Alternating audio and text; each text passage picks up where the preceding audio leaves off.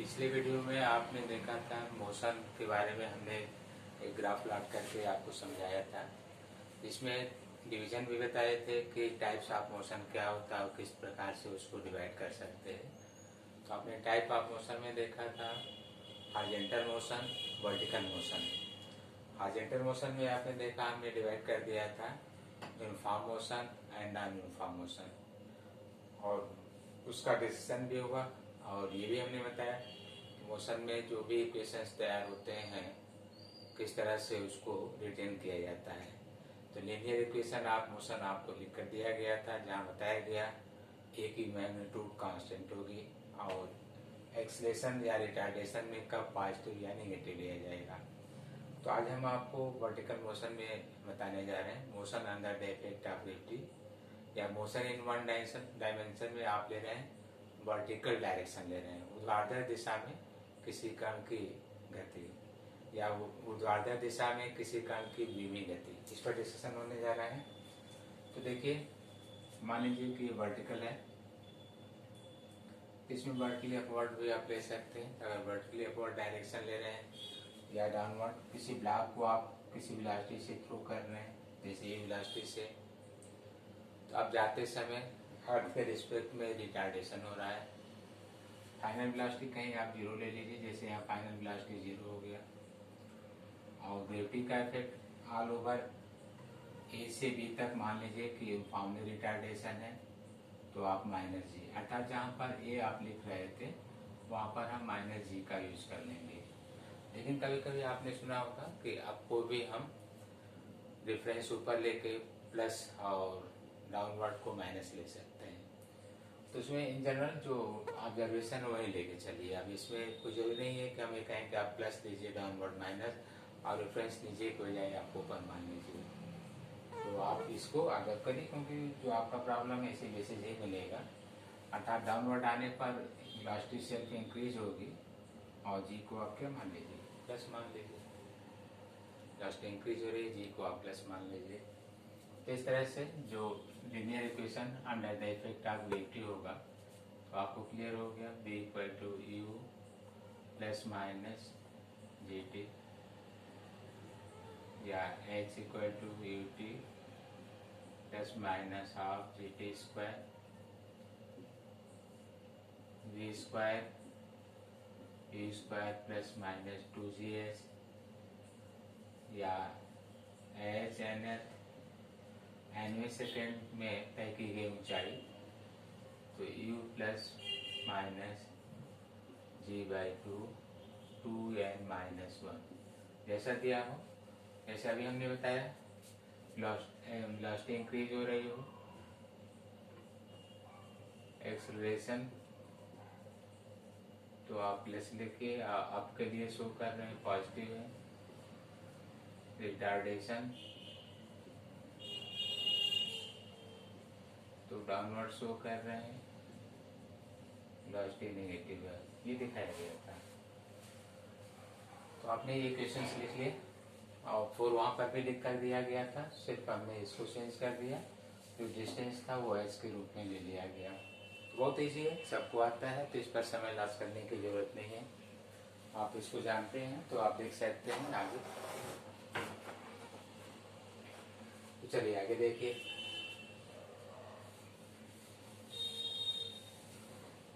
Problem किस तरह से इसके सॉल्व किए जाएंगे, कैसे सॉल्व करना है, उसको आप ध्यान दे सकते हैं। तो हम फिर से बैक और ले रहे हैं, क्योंकि जो भी प्रॉब्लम स्टार्ट करेंगे उनमें हम हॉरिजॉन्टल पहले ले रहे हैं, फिर आपको वर्टिकल में भी बताएंगे किस तरह से प्रॉब्लम सॉल्व होंगे। तो देखिए, जैसे एक्सरसाइज में कहता है कि कोई कण विराम अवस्था से गति प्रारंभ करता है और नियत त्वरण से कोई दूरी तय करता है। मान लीजिए कि वो 50 मीटर दूरी तय करता है प्रथम 10 सेकंड में, तथा उसी नियत बल द्वारा वह अगले 10 सेकंड में कोई दूरी तय करता है, वो भी मान लीजिए कुछ देर में 20 मीटर तय कर लेता है या 30 मीटर दूरी तय करता है। तो संपूर्ण यात्रा में कुल औसत वेग, औसत चाल, इस तरह का जो तय की गई दूरी है उसका अनुपात पूछा जा सकता है। जैसे हम ले रहे हैं, मान लीजिए ये ओरिजिन हो गया, विराम अवस्था से ये को 0 कर दे रहे हैं। प्रथम 10 सेकेंड में कोई दूरी तय करता है, नहीं मालूम है, मान लीजिए S1 दूरी तय करता है, और अगले 10 सेकेंड में कोई दूरी तय करता है, उसकी पोजीशन आप मान लीजिए। अगले 10 सेकेंड में कोई दूरी तय करता है, उसकी कोई पोजीशन आप ले लीजिए।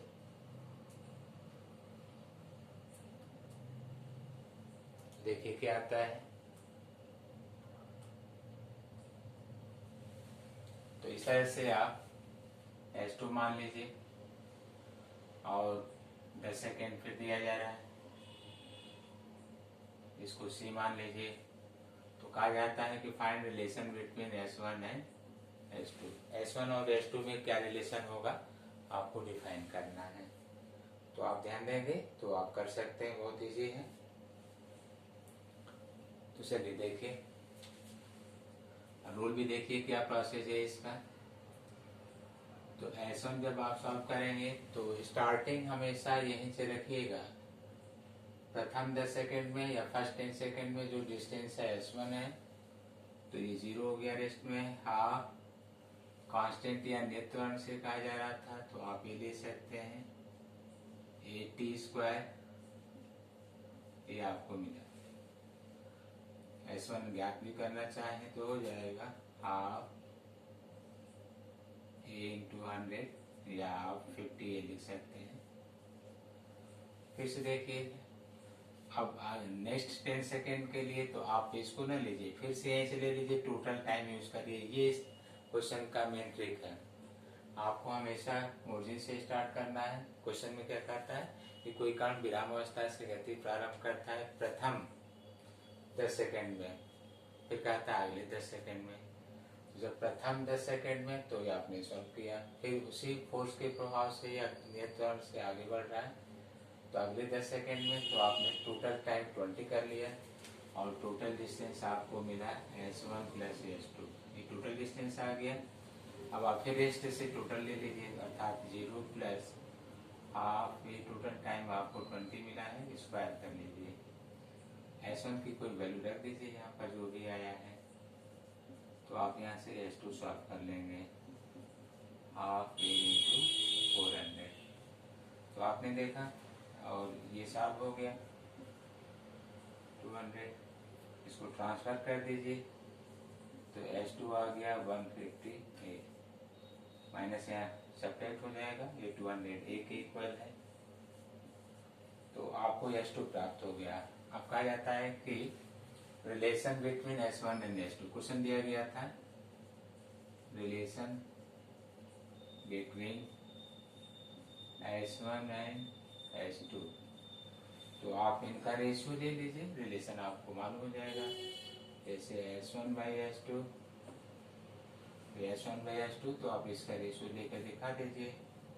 तो यहाँ पर है 50A / 150A, कैंसिल 1/3, या 3S1 = S2, या S2 = 3S1। तो आपने देखा ये रिलेशन प्राप्त हो गया। तो इस तरह से कोई नंबर आप ले सकते हैं। हमने रेंडम कोई वैल्यू लिया और आपको समझाया कि अगर इस तरह की प्रॉब्लम है तो 2 इक्वेशंस ऐसे बनाइए कि आप इनिशियल बीच वाले मिलेंगे, टाइम ज़्यादा लगेगा। जैसे कि आप यहाँ से चल कर यहाँ वेलोसिटी निकालिए, फिर अब ये निकालेंगे तो इनका रिलेशन लीजिए, फिर अब इसको लेकर यहाँ का पता नहीं है, यहाँ पर आप सॉल्व करिए, बी का लेकर ए का ये निकालिए तो लेंगे। इससे क्या होता है कि इस प्रोसेस से आप इजीली सॉल्व कर सकते हैं। 1-2 क्वेश्चन आप इस पर अभ्यास करिएगा। इस तरह क्वेश्चन आपको समझ में आ गया होगा। फिर हम और आगे बढ़ाते हैं। देखिए,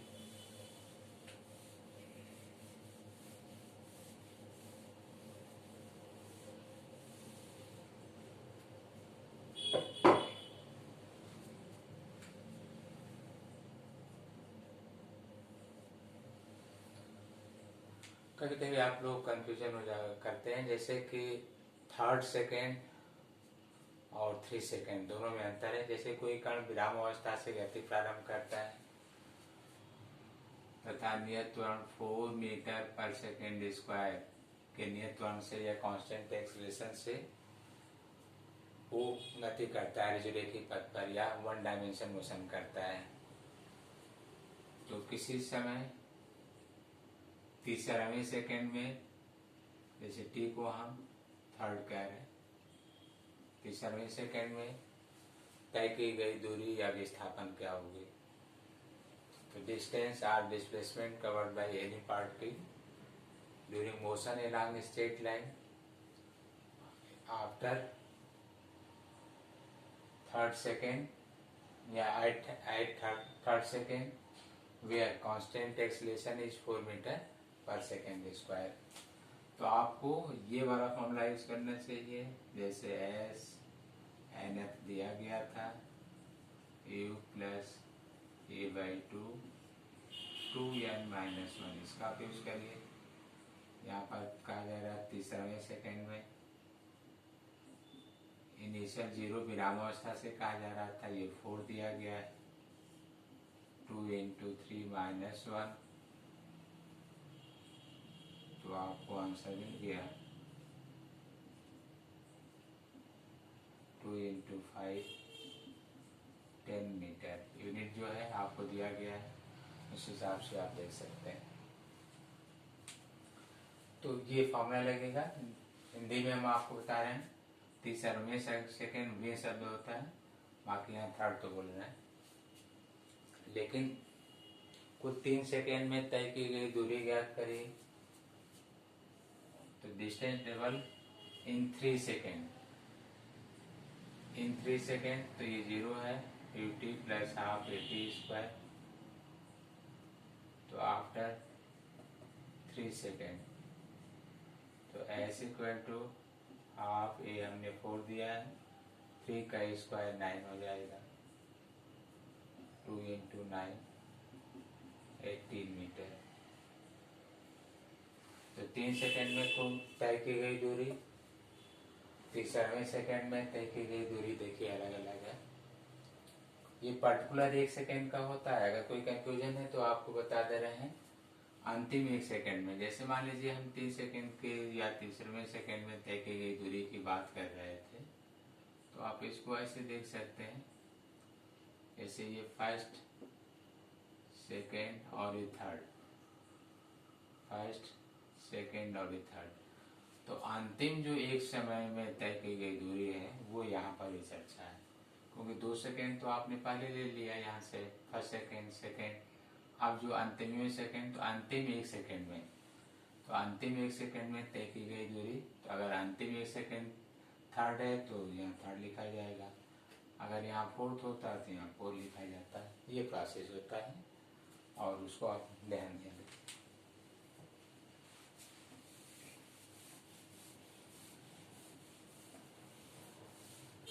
कई कई प्रॉब्लम आपको इस तरह से दिया जाता है, जैसे कि 2 अननोन कर दिया जाए, कोई इक्वेशंस लेकर उसमें 2 अननोन ले लिया जाए और उसको सॉल्व करना हो। जैसे v = u + AT।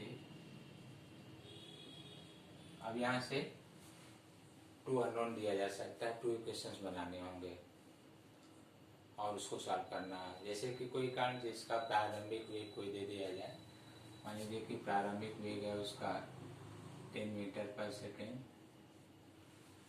के वेग से किसी स्ट्रेट लाइन पथ पर गतिमान है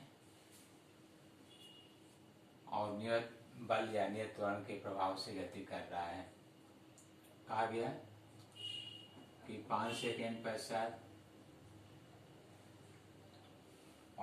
पश्चात कोई वेग प्राप्त करता है। तो आपको हमने यहाँ पर 2 मान दिया, e और t, 2 अननोन कर दिया। फिर आगे देखिए, उसी बल या त्वरण के प्रभाव से आगे दिया जा रहा है, अगले 8 सेकेंड के लिए वो गति करता है। तो ज्ञात करिए उसका अंतिम वेग और त्वरण क्या होगा। तो आप टू इक्वेशन बनाइए, कोई प्रॉब्लम नहीं। जैसे v इक्वल टू यू हमने 10 दिया है, ए टी की वैल्यू 5 दिया है। आगे देखिए, अगली बार फिर हम कोई अननोन दे रहे थे। जैसे इसको हम मान लीजिए कि 12 कर दे रहे हैं, वेग से चल रहा है, उसी फोर्स के प्रभाव से 8 सेकेंड में ज्ञात करिए। तो ये 2 अननोन है। ये देखिए, इनको रखकर आप v और e सॉल्व कर सकते हैं। तो ऐसे प्रॉब्लम आते हैं तो भी इजी है। आप टू इक्वेशन बनाइए, उसको रख के सॉल्व करिए। इक्वेशन सॉल्व करना आपको आता ही है। जैसे दोनों में अगर ये v इक्वल वैल्यू है तो इनको इक्वल कर दीजिएगा। 10 + 5a 12 + 8a। अब आप सॉल्व कर लेंगे। 10 - 12 3a इक्वल टू -2/3। कोई यूनिट दिया होगा, रख लिया जाएगा। ए रख दिया गया, v की वैल्यू भी आ जाएगी। तो क्या हमने बताया कि इस तरह से टू इक्वेशंस आते हैं जिनमें आपको कोई मान दिया होगा, रखकर सॉल्व करना होगा। अब देखिए, कुछ तो आई हुए क्वेश्चंस और आपको हेल्प कर रहे हैं। इस तरह से भी पूछे गए हैं। जैसे इसको आप ईस्ट मान लें, नॉर्थ, वेस्ट, साउथ। कोई काम इस डायरेक्शन में या पूर्व दिशा में किसी वेग से, जैसे हम मान लीजिए लिख दे रहे हैं 5 मीटर पर सेकेंड के वेग से, और ये भी लिख दे रहे हैं कि 4 सेकेंड के लिए गति कर रहा है, और फिर लंबवत दिशा में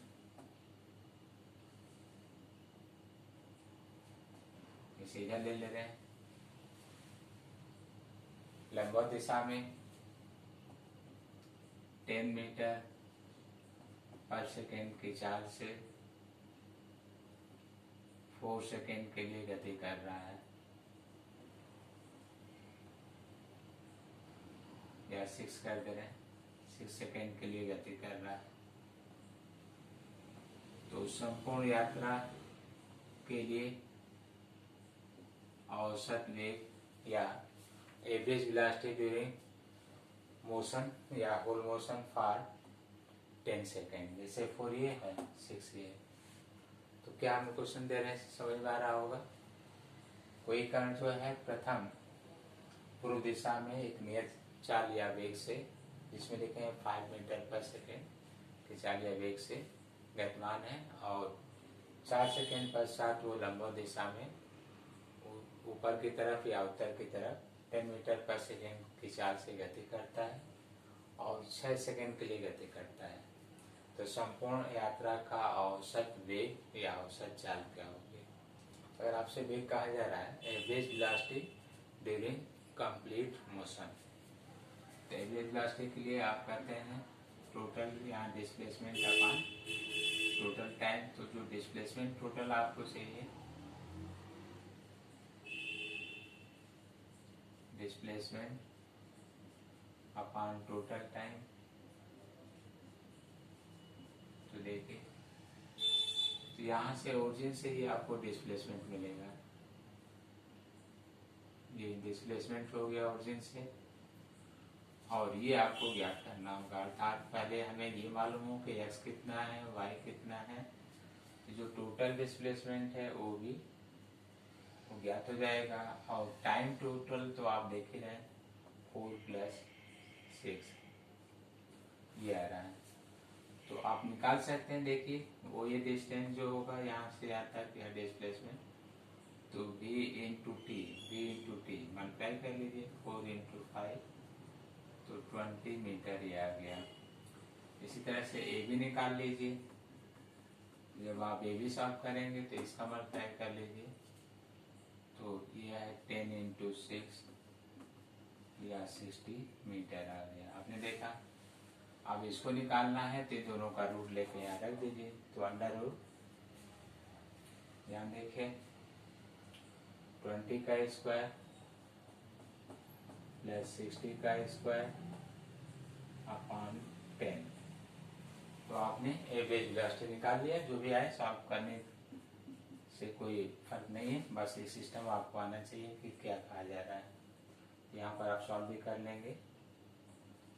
400 बाई 10, इसमें से इसको आप बाहर ले सकते हैं तो 10 ये कैंसिल हो जाएगा, रूट में आ जाएगा 40, ये बचेगा तो 2√10।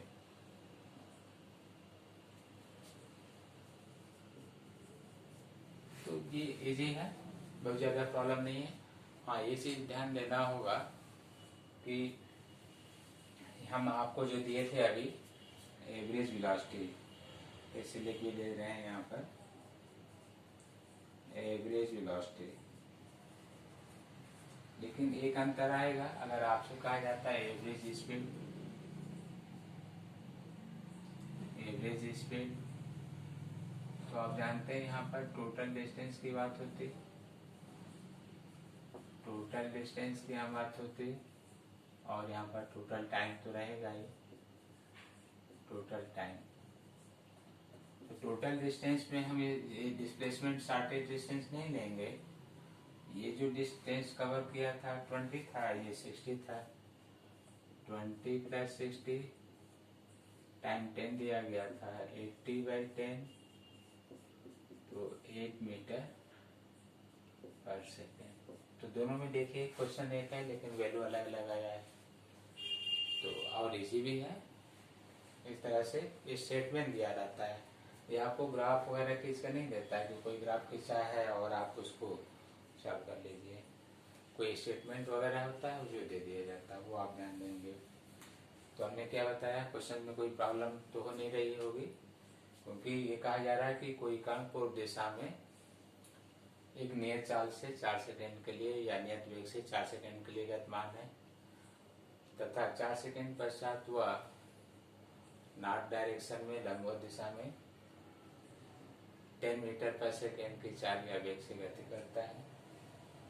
6 सेकेंड पश्चात संपूर्ण यात्रा के लिए उस कण की औसत चाल अथवा औसत वेग, दोनों सामने, डिफरेंस भी आपके सामने है, देख सकते हैं कैसे सॉल्व किया गया।